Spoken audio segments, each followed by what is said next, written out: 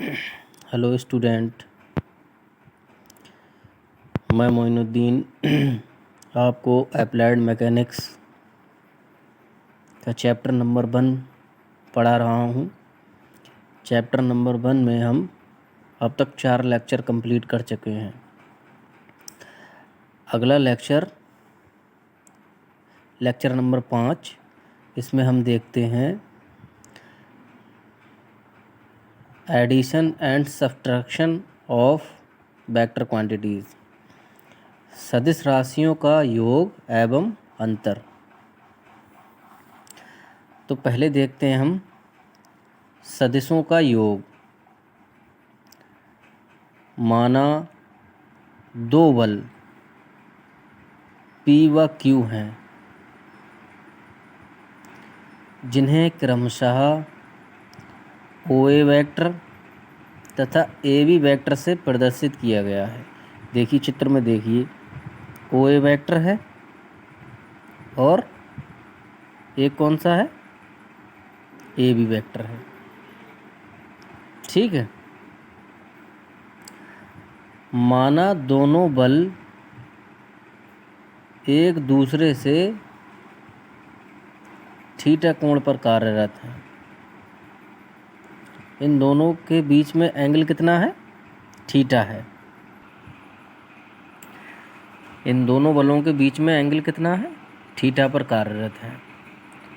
इन दो सदिशों यानी वेक्टर्स का योग ज्ञात करने के लिए पहले एक रेखा OA चित्र के अनुसार खींचते हैं। देखिए एक OA वेक्टर खींचा है हमने यहाँ पर। अब इसमें क्या है, OA की लंबाई कितनी लेते हैं हम, बल P के परिमाण के अनुसार पैमाना मान कर लेते हैं। अगर मान के चलो हम पैमाना मान लिए 1 न्यूटन बराबर 1 mm, ठीक है, और बल P कितना है 50 न्यूटन का, तो OA हम कितनी खींचेंगे 50 mm। इसी तरीके से, ठीक है। तो वेक्टर OA के अंतिम बिंदु A से AB का आदि बिंदु A लेकर दिए गए कोण थीटा पर खींचते हैं।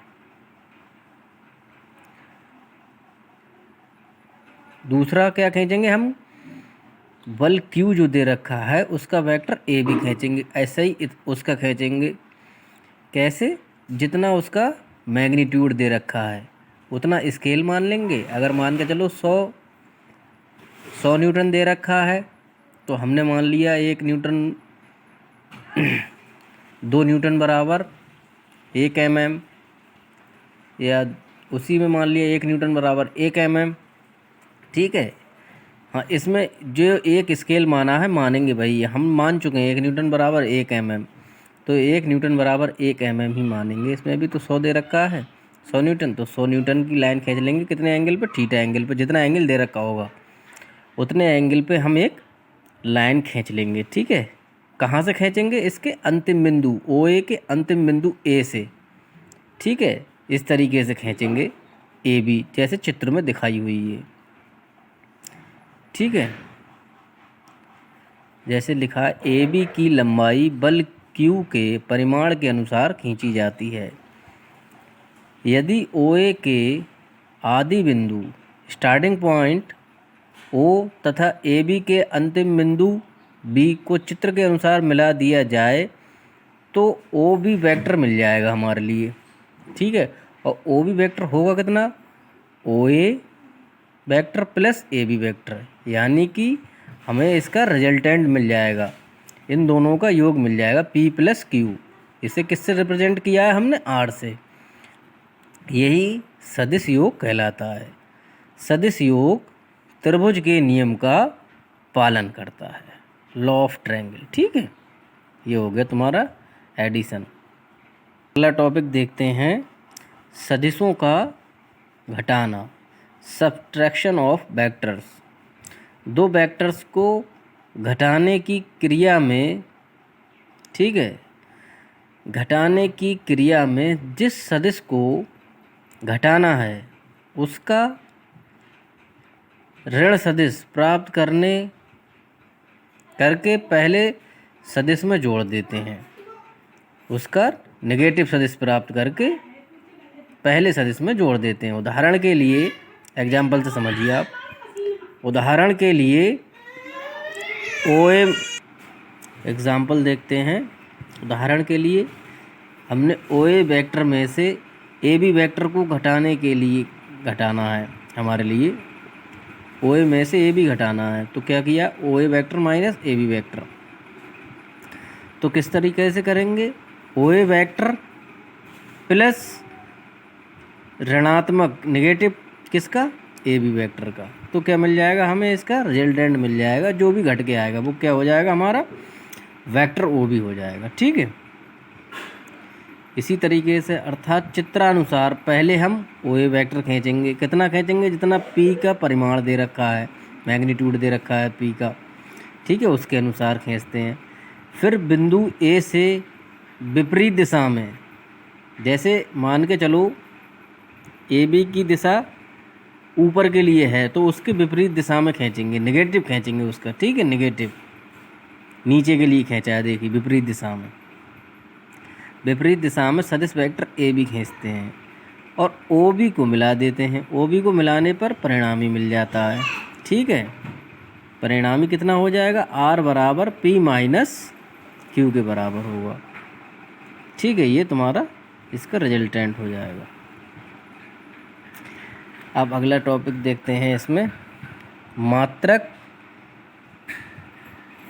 किसे कहते हैं, इंग्लिश में कहते हैं इसे यूनिट्स।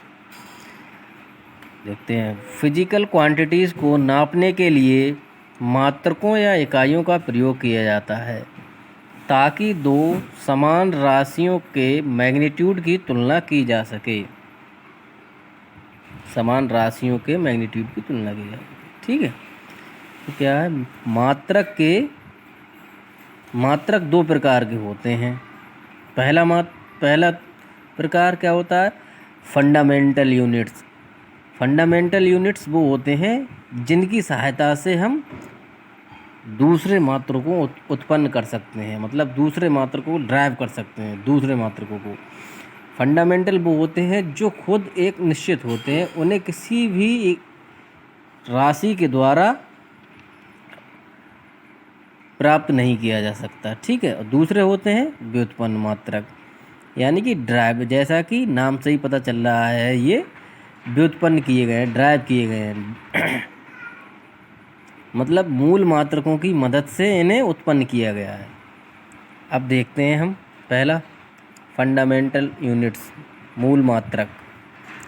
वे मात्रक जिन्हें किसी भी भौतिक राशि के मात्रक में नहीं बदला जा सकता, मूल मात्रक कहलाते हैं। ठीक है, वैसा हम बता चुके हैं।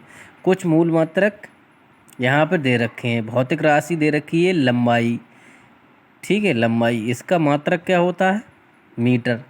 इसको सिंबल क्या होता है, सिंबलिक कैसे दिखाते हैं, स्मॉल m से। और इसको डायमेंशनल सिंबल क्या होता है, कैपिटल L। नंबर 2 क्या है, मास यानी द्रव्यमान। इसका मात्रक क्या होता है, किलोग्राम। इसको सिंबल कैसे दिखाते हैं, K स्मॉल g सफिक्स में। ठीक है, और इसका डायमेंशनल सिंबल होता है कैपिटल M।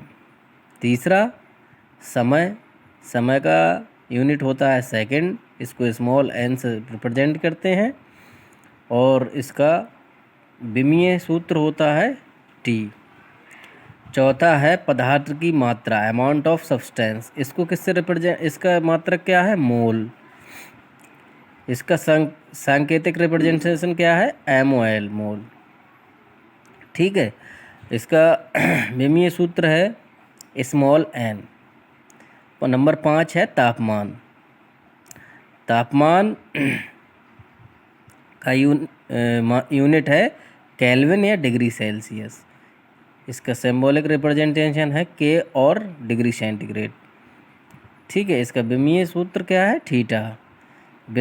अगला है विद्युत धारा, इलेक्ट्रिक करंट। इसका मात्रक है एम्पियर। इसको कैपिटल A से रिप्रेजेंट करते हैं। इसका विमीय सूत्र है कैपिटल I। आखिरी है ज्योति तीव्रता यानी ल्यूमिनस इंटेंसिटी। इसका मात्रक है कैंडला। इसको स्मॉल सी डी के द्वारा रिप्रेजेंट करते हैं। इसका विमीय सूत्र है आई। ठीक है, यहाँ तक भौतिक राशियाँ तक कंप्लीट हो गया। अब हम मिलते हैं अगले लेक्चर में। Thank you.